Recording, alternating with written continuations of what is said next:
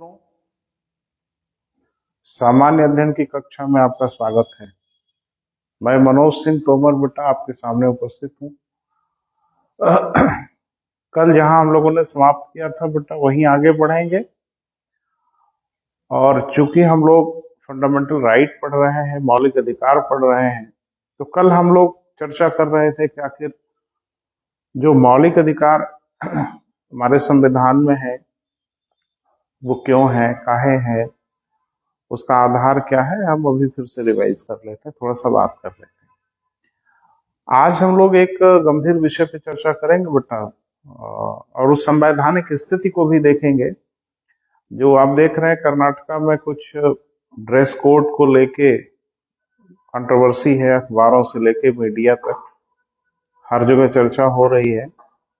तो इस पे थोड़ा सा बात करेंगे बेटा कि आखिर संवैधानिक स्थिति क्या है और देश का संविधान क्या कहता है इस विषय पर, कि कोई व्यक्ति किस तरह का वेशभूषा धारण कर सकता है, नहीं कर सकता है। थोड़ा सा हम इस पे भी चर्चा करेंगे। क्योंकि ये मामला मूल अधिकारों से ही संबंधित है, इसलिए हम इस पे चर्चा करेंगे। और ये चर्चा ये भी करेंगे कि अगर यह मामला सुप्रीम कोर्ट में हियरिंग के लिए गया, सुनवाई के लिए गया, तो सुप्रीम कोर्ट आखिर इस पे जो विचार करेगा, ये ड्रेस कोड वाले मामले पे जो विचार करेगा, वो आखिरकार किन अनुच्छेदों को ध्यान में रख के करेगा। तो थोड़ा इस पे भी हम लोग बात कर लेंगे बेटा, चर्चा कर लेंगे। पहले तो थोड़ा सा फिर से रिवाइज कर लेते हैं, कुछ हमारे नए मित्र होंगे। एक गंभीर बेटा विषय है हम लोगों के संविधान में, जिसको हम लोग कहते हैं मूल अधिकार, फंडामेंटल राइट। ये क्यों है हमारे संविधान में, काहे हैं, कल हमने बहुत विस्तार से बात किया, लेकिन आज हम आपसे 2 मिनट में इसको कंक्लूड करते हैं। देखो, लोकतंत्र में बेटा सभी शक्तियां जनता के पास होती है। बिल्कुल, हम राजतंत्र में नहीं है कि वंश परंपरा से हमारे यहाँ शासक होगा। हम लोकतंत्र में है बेटा, और लोकतंत्र की व्यवस्था यह है कि हमारा शासक कौन होगा वो जनता ही निर्धारित करती है, और जनता के बीच का ही व्यक्ति आके हमारे ऊपर शासन करता है। तो सभी शक्तियां अगर जनता में है बेटा, तो एक समस्या यहाँ पे दिखाई देती है कि चुनाव या निर्वाचन के माध्यम से जनता अपनी शक्तियों को दे देती है। कल हम लोग डिफाइन किए थे, इसको हम लोग प्रत्यायोजन कहेंगे। क्यों? क्योंकि जनता अपनी शक्तियों को अंतिम रूप से नहीं देती, वो एक निश्चित समय के लिए देती है, उसके बाद वो शक्तियां जनता के पास वापस चली आती हैं। अगर आप भारत की बात करें तो 5 वर्ष के लिए। वैसे एक जो बेहतर डेमोक्रेसी होती है उसमें जनता जो अपनी शक्तियां देती है वो वापस भी ले सकती है, जिसको रिकॉल सिस्टम कहा जाता है। दुर्भाग्य से हमारे देश में रिकॉल सिस्टम नहीं है, और बहुदलीय पार्टी वाली व्यवस्थाओं में यह हो भी नहीं सकता। क्योंकि रिकॉल का मतलब क्या होता है बेटा, पहले इस पर थोड़ा बात कर लेते हैं। रिकॉल का मतलब ये होता है कि जनता अपने चुने हुए प्रतिनिधियों को फिर से वापस बुला सकती है उनकी अवधि पूर्ण होने के पहले। जैसे हमारे यहाँ भी विधानसभा के चुनाव हो रहे हैं बेटा, हम अपने जनप्रतिनिधियों को चुनेंगे। सब कुछ अगर ठीक ठाक रहा तो 5 वर्ष के लिए चुनेंगे। 5 वर्ष के अंदर क्या हम अपने जनप्रतिनिधियों को अपनी इच्छा से वापस बुला सकते हैं कि नहीं नहीं भाई हमसे गलती हो गई और फला हमारे जनप्रतिनिधि नहीं रहेंगे, इनको वापस बुलाया जाता है? तो ऐसा अधिकार कम से कम भारत में तो नहीं है। क्यों नहीं है? क्योंकि हम लोग के यहाँ बहुदलीय प्रणाली है, और बहुदलीय प्रणाली में ये संभव नहीं हो पाता। मैंने एक उदाहरण आपको बताया था कि अगर कहीं 5 लाख वोटर हैं बेटा, यानी 5 लाख अगर मतदाता हों, तो डेमोक्रेसी ये कहती है कि कम से कम 2.5 लाख से अधिक लोग अगर पसंद करें तब कोई व्यक्ति हमारा जनप्रतिनिधि बनने का हक रखता है। लेकिन भारत में चूंकि बहुदलीय प्रणाली है, इसलिए सैद्धांतिक रूप से ऐसा संभव नहीं है। और सैद्धांतिक रूप से तो हमारे ये संभव है कि 5 लाख वोट में कोई 50,000 वोट पाके चुनाव जीत जाए, क्योंकि हमारे यहाँ चुनाव जीतने के लिए कोई अनिवार्य मत तो निर्धारित नहीं है। सिर्फ ये निर्धारित है कि जो सबसे अधिक मत पाएगा वह चुनाव जीतेगा। तो एक बात बताइए कि 5 लाख वोट में से 70,000 वोट पाके अगर कोई चुनाव जीतता है, तो हमारा जनप्रतिनिधित्व ऐसे ही नहीं है। लेकिन हमारी जो व्यवस्था बनाई गई है उसमें हम लोग मान लेते हैं कि भाई ये हमारे जनप्रतिनिधि हैं, और हमारे माननीय ताल भी ठोकते हैं कि हाँ हाँ हम जनप्रतिनिधि हैं, जनता ने हमें जनादेश दिया है। अब ये 70,000 किस नजरिए से जनादेश होता है वो हम तो नहीं समझ पा रहे हैं। 4,30,000 लोगों ने आपको मना किया, दो तरीके से मना किया है, या तो दूसरे को वोट दे दिया, या तो वोट देने ही नहीं आए, या नोटा वगैरह के ऑप्शन को चुन लिया, आपको नहीं चुना। तो एक चीज बताइए, ये 4,30,000 लोगों ने अगर आपको नहीं चुना तो आप तो ऑलरेडी रिकॉल्ड हो, यानी बहुमत ने आपको अपना प्रतिनिधि माना ही नहीं, आप तो ऑलरेडी रिकॉल्ड हो। तो भारत में रिकॉल का सिस्टम बनाने का मतलब है कि एक नई समस्या पैदा कर देना, तो हमारे यहाँ खैर रिकॉल का सिस्टम नहीं है। बहरहाल जो भी हो बेटा, जनता अपनी शक्तियों को 5 वर्ष के लिए देती है, सुपुर्द करती है किसी के हवाले, और इस वायदे और इस भरोसे के साथ कि हमारी शक्तियों को लेकर आप शासन प्रशासन को चलाइए और व्यवस्थाओं को चुस्त दुरुस्त रखिए, नियम बनाइए, कानून बनाइए, विधि बनाइए, सब करिए। लेकिन 5 साल के पहले कम से कम भारत में जनता अपने प्रतिनिधियों का कुछ नहीं कर सकती। तो अब एक गंभीर स्थिति यह पैदा हो गई बेटा कि शक्ति हमारी, और कहीं हमारी शक्तियों का हमारे ऊपर ही दुरुपयोग ना होने लगे। संभावना है इसकी, बिल्कुल है। तो उससे कैसे बचा जाए? मैं ये नहीं कह रहा हूं बेटा कि जो हमारी सरकारें होती हैं वो हमारी दुश्मन होती हैं। सरकारें तो पालने से कब्र तक हमारे साथ खड़ी होती हैं। हम अपनी हर समस्या के लिए सरकार की ओर देखते हैं। और कहा भी जाता है आधुनिक समय में कि यदि आज के डेट में हमारी सभ्यताओं का विनाश होगा तो ऐसा सिर्फ और सिर्फ प्रशासन की असफलता से होगा, अन्यथा नहीं होगा। सिंधु घाटी की सभ्यता का विनाश कैसे हो गया वो अलग चीज है, किसी भी सभ्यता का विनाश कैसे हो गया वो अलग चीज है, लेकिन आज की डेट में अगर हमारी सभ्यताओं का विनाश होगा तो एकदम तय जानो बेटा कि ऐसा सिर्फ प्रशासन की असफलता के कारण होगा, क्योंकि हर समस्या में हमारे सामने आके सरकार खड़ी होती है। बिल्कुल, आप कभी भी देख लें, ये अलग बात है कि सरकार की कुछ आलोचना कुछ निंदा होती रहती, डेमोक्रेसी में ये सब सबका हक है, सब लोग बात कर सकते हैं कि भाई जितनी मदद करनी चाहिए उतनी नहीं किया, ऐसा चाहिए, ये सब होता रहता है। लेकिन सरकार हमारी मदद करने के लिए आगे आती है अपनी क्षमता भर, क्योंकि सरकार की अपनी कुछ सीमाएं हैं। तो मैं ये नहीं कह रहा हूं बेटा कि लोकतंत्र में जिन सरकारों को हम चुनते हैं वो सरकारें हमारी दुश्मन होती हैं, हमारी विरोधी होती हैं, लेकिन एक खतरा तो मौजूद है ना बेटा कि हमने अपनी बंदूक आपको दे दी और आप हमारे बहुत अच्छे शुभचिंतक हैं, इसमें कोई शक शुबा नहीं है, आप हमारी बंदूक से हमारी हिफाजत कर रहे हैं, लेकिन कहीं ना कहीं थोड़ी सी एक संभावना तो दिखती है ना कि आपके मन में कुछ खटास अगर आ गई तो हो सकता है कि हमारी दी हुई बंदूक ही हमारे ऊपर प्रयोग हो जाए। तो उस संभावना को कैसे खारिज किया जाए, कैसे उस संभावना को कम किया जाए, मिनिमाइज किया जाए?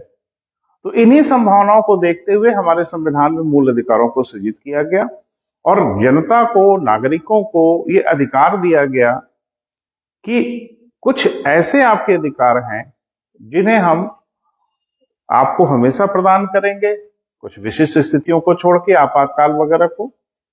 और राज्य को यह चेतावनी दी गई है, राज्य को वार्निंग दी गई है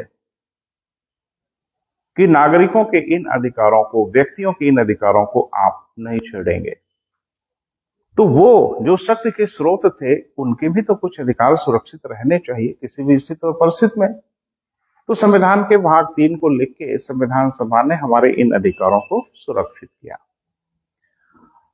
कल हमने आपसे व्यापक चर्चा किया था बेटा कि कैसे कैसे मूल अधिकारों का जन्म हुआ। सन 1215 मैग्ना कार्टा से शुरू हुआ, लेकिन राजतंत्र में शुरू हुआ। लोकतंत्र में भी मूल अधिकारों का प्रारंभ ब्रिटेन से ही हुआ, लेकिन लिखित संविधानों में इसका प्रारंभ यूएसए के कॉन्स्टिट्यूशन से हुआ, जो 1791 में प्रथम 10 संशोधन करके मूल अधिकारों को अमेरिका के संविधान में रखा गया और हमने वहीं से लिया। लेकिन हमने बार बार आपसे कहा था कि चूंकि अमेरिका का संविधान दुनिया का पहला संविधान बना था, जिसने लिखित संविधानों में मूल अधिकारों को जगह दी, और लिखित संविधानों की एक वेदना है, एक कष्ट है, एक तकलीफ है कि जो लिख दिया गया सो लिख दिया गया, और उतना ही आपको समझना है जितना लिखा हुआ है। अमेरिका का संविधान तो बहुत कठोर संविधान है। अमेरिका के संविधान में अब तक 27 संशोधन है, वहां संशोधन भी नहीं हो सकता। हमारे यहाँ तो गनीमत यह है कि हमारे यहाँ संविधान संशोधन करने की प्रक्रिया बहुत जटिल नहीं बनाई गई, लेकिन फिर भी अगर हम संविधान में चीजों को लिखेंगे बेटा तो उसका अक्षर से पालन करना होगा। तो हमने अपने संविधान में चीजों को लिखा तो जरूर, लेकिन हमने उनको अबाध नहीं दिया, यानी आप मनमाने ढंग से अपने अधिकारों का प्रयोग नहीं कर सकते। रीजनेबल बेसिस पे, युक्त आधारों पे उस पर प्रतिबंध लगाया जा सकता है। ये सब चर्चा आपसे हुई है बेटा। तो मूल अधिकारों पे तो पूरे क्रम से हम बात करेंगे, चर्चा करेंगे। आज मन कुछ और विषय पे बात करने को हो रहा है। पूरे भारत में आजकल एक डिबेट मची हुई है, एक चर्चा शुरू हो रही है, टेलीविजन से लेकर अखबारों तक, और आपस में भी बातचीत करने में चर्चा हो रही है कि अचानक कर्नाटक का जो इशू उत्पन्न हो गया वो ड्रेस कोड को लेके, तो उसका क्या इशू है। और चूंकि हम लोग संविधान के बेटा विद्यार्थी हैं, संविधान का अध्ययन कर रहे हैं, तो हम थोड़ा संविधान की नजर से इस पूरे इशू को देखने की कोशिश कर रहे हैं। और ध्यान रखिएगा कि इससे हम किसी के पक्ष और विपक्ष की बात नहीं कर रहे हैं बेटा। संविधान क्या कह रहा है इस विषय पर हम इसकी चर्चा करने की कोशिश कर रहे हैं। और कल को अगर ये मामला सुप्रीम कोर्ट में चला जाए और सुप्रीम कोर्ट इसकी हियरिंग करे, इसकी सुनवाई करे, तो सुप्रीम कोर्ट विधि द्वारा स्थापित प्रक्रिया का पालन करता है, प्रोसीजर एस्टेब्लिश बाय लॉ का पालन करता है, तो निश्चित रूप से यह है बेटा कि जब यह मामला सुप्रीम कोर्ट में जाएगा, सुप्रीम कोर्ट इसकी सुनवाई करने के लिए तैयार होगा, तो सुप्रीम कोर्ट ये जरूर देखने की कोशिश करेगा कि विधियां क्या कहती हैं, और विधि के प्रकाश में वो फैसला करता है। सर्वोच्च न्यायालय उचित और अनुचित के आधार पर फैसला नहीं करता, क्योंकि भारत की जो न्यायपालिका है ना, वो विधि द्वारा स्थापित प्रक्रिया का अनुसरण करती है, यानी प्रोसीजर एस्टेब्लिश्ड बाय लॉ के आधार पर काम करती है। क्योंकि ये मूल अधिकारों का ही मुद्दा है। टेलीविजन पे यहाँ वहां अखबारों में अक्सर हम देख रहे हैं, जो हमारे माननीय लोग हैं डिबेट वगैरह में बात कर रहे हैं, तो संविधान का भी हवाला दे रहे हैं, मूल अधिकारों का हवाला दे रहे हैं। तो आज थोड़ा हम ये देखने की कोशिश करेंगे बेटा कि मूल अधिकार इन विषयों पे क्या कहता है। तो इसको थोड़ा हम लोग समझने का प्रयास करेंगे, और ये भी प्रयास करेंगे कि अगर यह मामला सुप्रीम कोर्ट में जाएगा तो सुप्रीम कोर्ट आखिर किन किन अनुच्छेदों को प्रकाश में रखेगा, जिससे वो किसी निर्णय तक पहुंचेगा और कोई निर्णय देगा। तो थोड़ा सा हम बात करते हैं बेटा। मैं 3 अनुच्छेदों का हवाला दे रहा हूं बेटा, जिस 3 अनुच्छेदों की व्याख्या करके हम चीजों को समझाने की कोशिश करेंगे। हाँ, एक चीज हमेशा ध्यान रखिएगा कि हमारे संविधान में स्पष्ट रूप से बार बार हम आपको बता रहे हैं कि हमने मूल अधिकार यूएसए की कॉन्स्टिट्यूशन से अवधारणा तो ग्रहण की, लेकिन हमने मूल अधिकारों को अबाध नहीं दिया है। इस पे जरूरत के हिसाब से हम रोक लगाएंगे, बैरियर लगाएंगे, ऐसा हमारे संविधान में वर्णित है। हम चर्चा करेंगे बेटा, विस्तार से आपको समझाएंगे, लेकिन आज का प्रसंग हम लोगों का थोड़ा सा अलग है, इस पे हम बात कर लेंगे। तो कम से कम बेटा 3 अनुच्छेद हैं जिस ओर आपका हम ध्यान आकर्षित करना चाहते हैं, जो 3 अनुच्छेद कहीं न कहीं इस मैटर को प्रभावित करेंगे, और इन्हीं 3 अनुच्छेद से ही हम इस मैटर को समझ सकते हैं कि एक तरफ हिजाब का मैटर है, एक तरफ कुछ धार्मिक चिन्ह का धारण कर रहे हैं, दोनों तरफ धार्मिक चिन्हों का धारण हो रहा है। आखिरकार संविधान इस विषय पे क्या कहता है, थोड़ा सा इसको समझने की कोशिश करते हैं। पहला तो एक है बेटा आर्टिकल 19(1)(a), कहीं ना कहीं इसका भी संदर्भ है, तो क्या है हम इस पर भी बात कर लेते हैं। स्वतंत्रता के अधिकारों के अधीन है यह मामला, और एक हमारे संविधान का अनुच्छेद है आर्टिकल 25, जिसको हम लोग कहते हैं ना धार्मिक स्वतंत्रता के अधिकारों के अधीन एक अनुच्छेद है, और एक अनुच्छेद है बेटा आर्टिकल 29 सब क्लॉज 1।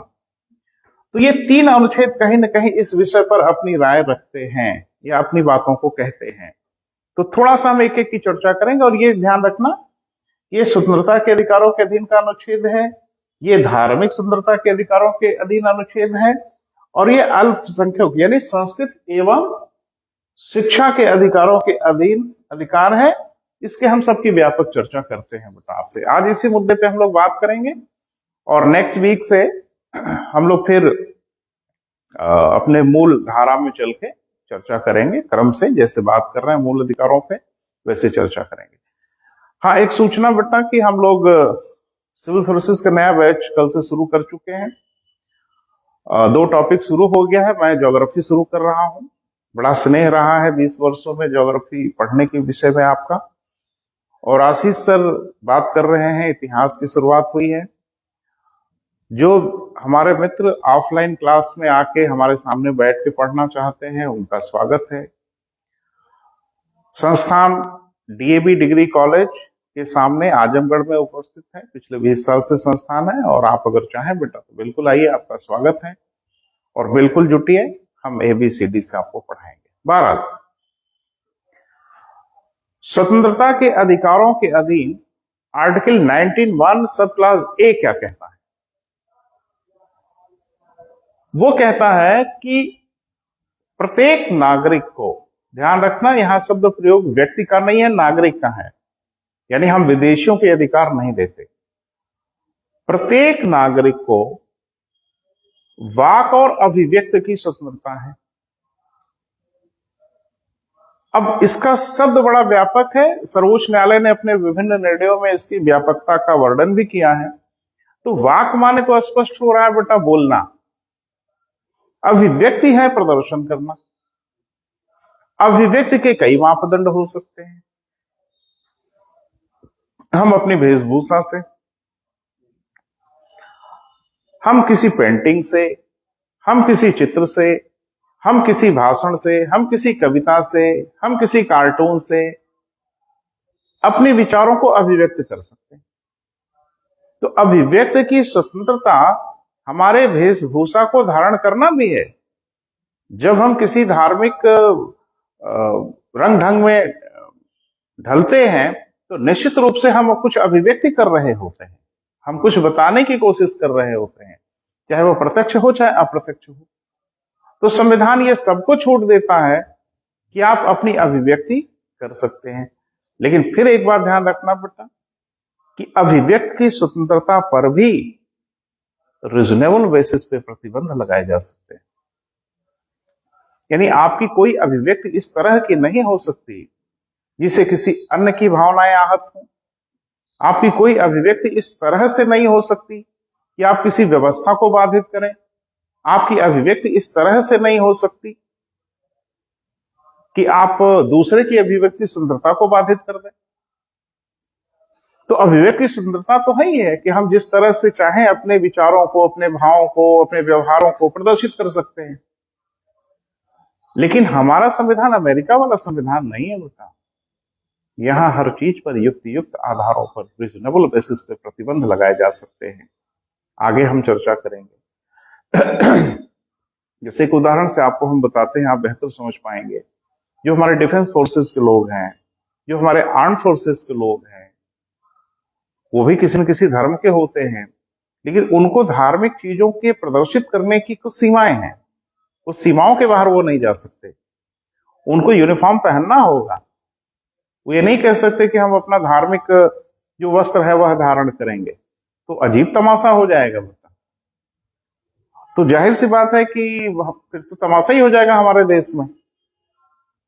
तो हमारे संविधान का जो अनुच्छेद 33 है वो स्पष्ट रूप से ये कह देता है कि सार्वजनिक व्यवस्था करने वाले जो विभाग हैं, जो हमारे सशस्त्र बल हैं, या इस तरह के जितने भी विभाग हैं,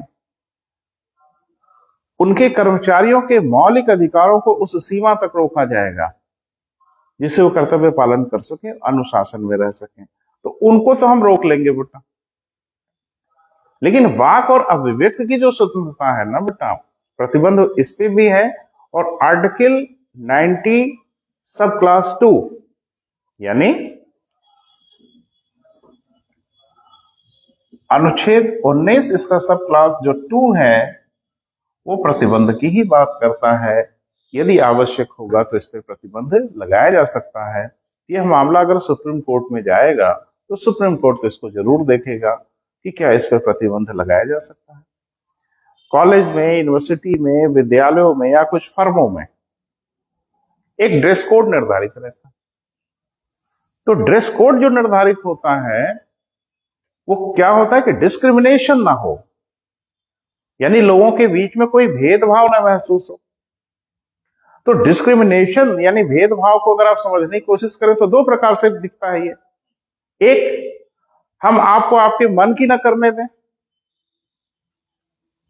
तो भी आपको लगेगा कि मेरे साथ डिस्क्रिमिनेशन हो रहा है, और किसी संगठन में जाके आप अपने मन की करने लगेंगे तो वहां डिस्क्रिमिनेशन होने लगेगा। तो जो विरोधाभास है वो यही है बेटा कि हम किसी धर्म या किसी भी संप्रदाय के व्यक्ति को उसके धर्म के हिसाब से आचरण और व्यवहार करने पर प्रतिबंध लगाए तो कहीं ना कहीं वो मूल अधिकारों को उल्लंघन होता है। और किसी संस्थान के जो रूल्स रेगुलेशन बनाए गए हैं वो इसलिए बनाए गए हैं कि वहां भेदभाव ना उत्पन्न हो। इस तरह के प्रदर्शन करने से वहां भेदभाव उत्पन्न होने लगेगा। तो अब ये सर्वोच्च न्यायालय फैसला करेगा कि क्या मानना उचित है। और मुझे लगता है कि किसी शैक्षणिक संस्थान में, किसी यूनिवर्सिटीज में, किसी फर्म में, किसी डिपार्टमेंट में अगर कोई ड्रेस कोड निर्धारित है तो ये डिस्क्रिमिनेशन के लिए नहीं है बेटा कि हम डिस्क्रिमिनेट करें, वो वरन इसलिए है कि हम सभी लोग एक बराबर दिखें। एक तो ये। अब आइए अनुच्छेद 25 क्या कहता है। 25 कहता है, ध्यान रखना, 25 खाली नागरिकों के लिए नहीं है बेटा, ये सबके लिए है, जो नागरिक हैं और जो अनागरिक हैं, भारत के भूभाग में रह रहे हैं, सबको 25 एक सुरक्षा देता है। वो ये कि आपको अपने धर्म को मानने, आचरण करने, व्यवहार करने और प्रचार करने की पूरी स्वतंत्रता है। तो भारत के भूभाग में जो कोई व्यक्ति है, जरा शब्दों पे ध्यान दीजिए बेटा, क्योंकि संविधान शब्दों की जादूगरी ही है। वो ये कहता है कि किसी भी व्यक्ति को अपने धर्म को मानने, आचरण करने, प्रचार करने का अधिकार है, और ये फंडामेंटल राइट है, ये मूल अधिकार है। तो अगर हम किसी विशेष तरह का वस्त्र धारण करते हैं तो हो सकता है हमारे धर्म का आचरण हो, और हमारा धर्म कहता है कि आपको इस तरह का वस्त्र धारण करना चाहिए, तो हम उस तरह का वस्त्र धारण करेंगे। और ऐसे वस्त्र को धारण करने में अगर आप प्रतिबंध लगाएंगे तो अनुच्छेद 25 का तो उल्लंघन होगा, क्योंकि अनुच्छेद 25 ये कहता है कि आपको अपने धर्म को मानने, आचरण करने, व्यवहार करने, प्रचार करने की स्वतंत्रता होगी। और धर्म क्या है? वो जीने का आचरण ही तो बताता है। तो अगर हम उसके हिसाब से आचरण कर रहे हैं तो ये हमारा फंडामेंटल राइट है। किसी विशेष प्रकार का वस्त्र धारण करना, किसी विशेष प्रकार का परिधान पहन लेना, किसी विशेष शब्द का प्रयोग मैं नहीं करूंगा, लेकिन आप समझदार हैं, चीजों को समझ रहे हैं कि किसी भी धर्म का व्यक्ति जब अपने धर्म के हिसाब से परिधान धारण करता है तो अपने धर्म का आचरण करता है। और अनुच्छेद 25 ये कहता है कि धार्मिक आचरण करना। अब ये बड़ा डिस्क्रिमिनेशन करना मुश्किल हो जाएगा कि आचरण कहां करें और कहां ना करें, कि हम अपने धर्म के हिसाब से आचरण कहां करें और कहां उसको रोका जाए। तो जाहिर सी बात है बेटा, 25 भी अबाध नहीं है, ये भी बिना बाधा के नहीं है। इसमें भी बताया गया कि जहां आवश्यक होगा वहां आपको प्रतिबंधित किया जाएगा। तो जाहिर सी बात है कि शैक्षिक संस्थान हो गए, कोई फर्म हो गई, कोई डिपार्टमेंट हो गया, जिसके अपने कुछ रूल्स रेगुलेशन हैं, तो उस रूल्स रेगुलेशन को ध्यान में रखते हुए किसको रोका जाए, किसको नहीं रोका जाए, मुझे लगता है ये सर्वोच्च न्यायालय फैसला जरूर करेगा। और सर्वोच्च न्यायालय जब फैसला करता है, ध्यान से सुनना, कभी कभी मूल अधिकारों में और देश की व्यवस्थाओं में क्लैश उत्पन्न होता है, उस पर प्रतिबंध लगाना आवश्यक हो जाता है, तो सर्वोच्च न्यायालय टकटकी लगा के डीपीएसपी को देखता है, राज्य के नीति निश्चित तत्वों को देखता है, और उसके आधार पे ही वो मूल अधिकारों को प्रतिबंधित करने की बात करता है या करने की कोशिश करेगा ताकि संतुलन बनाया जा सके। अब एक अनुच्छेद और है बेटा, उसको भी जरा देख लें। अनुच्छेद 29(1) क्या कहता है? अनुच्छेद 29 ये कहता है कि अल्पसंख्यकों को अपनी भाषा, अपनी लिपि तथा संस्कृति को सुरक्षित रखने का अधिकार है। अब इसमें एक शब्द आया, संस्कृति। अब संस्कृत में क्या आता है? संस्कृत में हमारी परंपराएं आती हैं, वस्त्र धारण करने का तरीका आता है। दुनिया भर की संस्कृति एक व्यापक शब्द है बेटा, तो संस्कृत में जीने का तरीका भी है, व्यवहार का तरीका भी है, ढेर सारी चीजें शामिल हो जाती हैं। तो कहीं न कहीं संस्कृत भी इसकी ओर सपोर्ट करती है कि हम किसी प्रकार का वस्त्र धारण करें, यह हमारी संस्कृत का मामला है। तो कम से कम ये 3 अनुच्छेद जो है ना बेटा, यानी अनुच्छेद 19(1)(a), अनुच्छेद 25 और अनुच्छेद 29(1), इन सब चीजों की स्वतंत्रता प्रदान करता है कि हम अपने धर्म के हिसाब से, हम अपनी व्यवस्था के हिसाब से, हम अपनी इच्छा के हिसाब से जैसे चाहें वैसे रहें। लेकिन मैंने बार बार कहा कि मूल अधिकार तो है बेटा, लेकिन मूल अधिकारों पे युक्त आधारों पर, रीजनेबल बेसिस पे, लीनियर बेसिस पे, रिजु के आधारों पे न्यायालय विचार करेगा कि आखिरकार इन पे प्रतिबंध लगाना उचित है या नहीं है। तो अगर सर्वोच्च न्यायालय को लगेगा कि इसको प्रतिबंध लगाया जा सकता है, तो हमारे संविधान में ऐसे प्रावधान है कि सर्वोच्च न्यायालय इस पर प्रतिबंध लगा सकता है। और सर्वोच्च न्यायालय ने भी बहुत ही खूबसूरत एक कमेंट किया कि केस हमारे यहाँ आने दीजिए, हम इसकी सुनवाई करेंगे। और सर्वोच्च न्यायालय ने कहा कि हम मूल अधिकारों का उल्लंघन नहीं होने देंगे और हम मूल अधिकारों की हिफाजत के लिए। अब ये तो देखना बड़ा जरूरी है कि जो हमारा पहनावा ओढ़ावा है, ये किस तरह से हमारे फंडामेंटल राइट की तरफ लेके जाता है। तो मैंने कहा कि अनुच्छेद 19(1)(a) भी लेके जाता है, क्योंकि अभिव्यक्ति की स्वतंत्रता देता है। अभिव्यक्ति व्यापक शब्द है, इसमें धार्मिक अभिव्यक्ति भी हो सकती है, सामाजिक अभिव्यक्ति भी हो सकती है, व्यक्तिगत अभिव्यक्ति भी हो सकती है।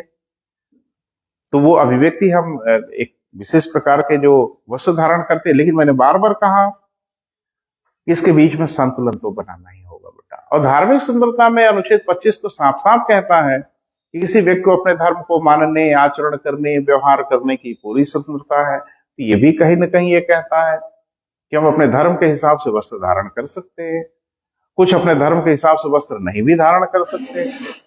हमारे यहाँ कई ऐसे धर्म हैं जिसमें वस्त्र धारण करने पे प्रतिबंध है, वो वस्त्र धारण नहीं करते। तो अब धार्मिक स्वतंत्रता के डायमेंशन को बेटा समझना तो पड़ेगा ही। वहीं हमारे मूल अधिकारों में एक अनुच्छेद 19(1) है, वो भी बड़ा चीख चीख के कहता है कि अल्पसंख्यकों को, यानी भारत के अल्पसंख्यकों को, अल्पसंख्यक कौन बेटा? मुस्लिम, सिख, ईसाई, पारसी, जैन, बौद्ध, भारत में इनको अल्पसंख्यक माना जाता है। तो 29(1) तो साफ साफ कहता है कि इन लोगों को अपनी भाषा, अपनी लिपि और अपनी संस्कृति को सुरक्षित रखने का अधिकार है। तो मुझे ये लगता है, ये मेरी अपनी व्यक्तिगत राय है, कि जब ये मामला सर्वोच्च न्यायालय में जाएगा तो सर्वोच्च न्यायालय कम से कम 3 अनुच्छेदों के प्रकाश में इस केस को देखेगा कि भाई क्या इन अनुच्छेदों से इनको, अब यह है कि न्यायालय में आपको सिद्ध करना होगा कि हमारे धार्मिक आचरण में यह आता है और हमारे धार्मिक आचरण में यह नहीं आता। तो अगर आता होगा तो न्यायालय विचार कर सकता है।